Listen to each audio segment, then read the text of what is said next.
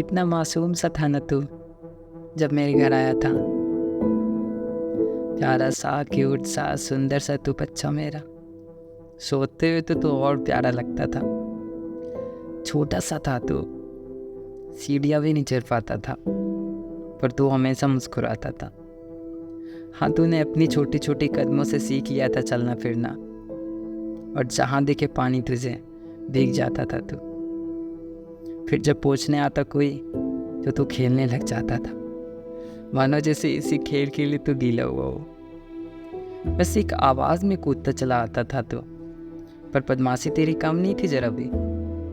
मुझे याद है वो जब तूने पहली बार टेबल से छलांग लगाना सीखा था, पर अब तो तू बस छलांगे ही लगाता रहता है। वॉशिंग मशीन की इन साउंड तुझे बेचैन करती थी ना। कंफ्यूज हो जाता था तू और ढूंढता था, पीछा करता था उस आवाज़ को, और फिर थक कर बैठ जाता था। जब सीरो को भोजन टाइम पर नहीं मिलता था ना, तो सोफे के पीछे नाराज़ होकर सोने के नाटक करता था, और वो तो सीरो का फेवरेट स्लीपिंग स्पॉट बन गया था। कई बार बदमाशी करने की वजह से उसे पालना पड़ता था, पर जब भी वो छूटता था ना, पूरे घर की छानबीन करता था। तुम्हें पता है सीरो, तेरे साथ दौड़ना, भागना, खेलना मुझे बहुत पसंद था, और मुझे मालूम है तुझे भी काफ़ी पसंद था। पसंद तो तुझे दही और चिकन भी था ना। बेताब हो जाता था ना तू खाने को। गर्मी तुझे काफ़ी लगती थी, बड़े बड़े बाल जो थे तेरे।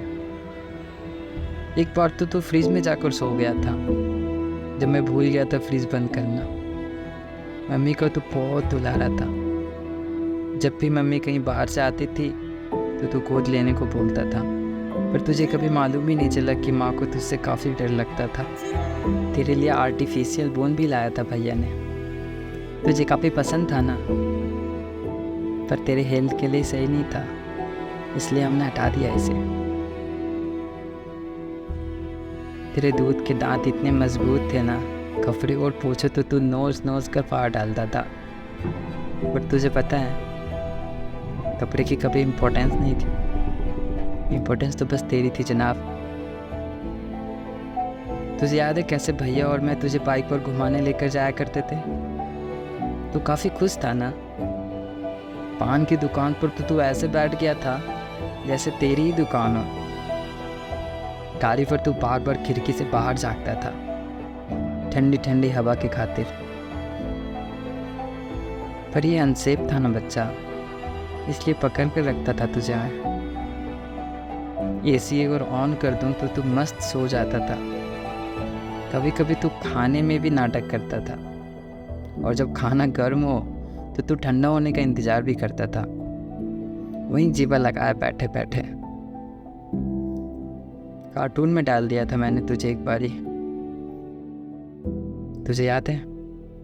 और कभी कभी तो तू टांगे फैलाकर ऐसे सोता था ना, हंसी आती थी हमें।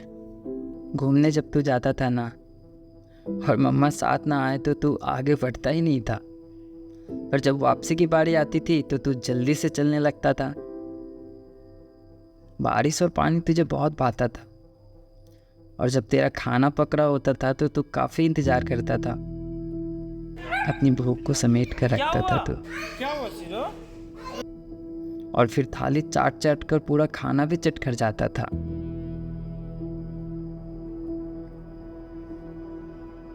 फिर तुझे गोद में लेकर मैं तेरा मुंह साफ करता था। लगता है तो सब भूल गया है ना? तेरे तो कई दोस्त भी बन गए थे ना मोहल्ले में। कभी कभी खेल खेल में तू काट भी लेता था मुझे। हाँ, मालूम है इसमें तेरी कोई गलती नहीं थी, गलती तो हम सब की थी जो तेरा ध्यान न रख पाए। हमारे साथ रोज छत पर ठंडी हवा खाने को जाया करता था ना तू, पर उस रात तो हम सबको अकेला छोड़कर चला गया। अकेला तो एक पल भी नहीं रहता था ना तू, फिर क्यों चला गया? हमें अपनी यादों में छोड़कर क्या इतनी जल्दी थी तुझे? अभी भी तो तेरे दूध के दांत टूट ही रहे थे ना, और नए दांत भी आ रहे थे।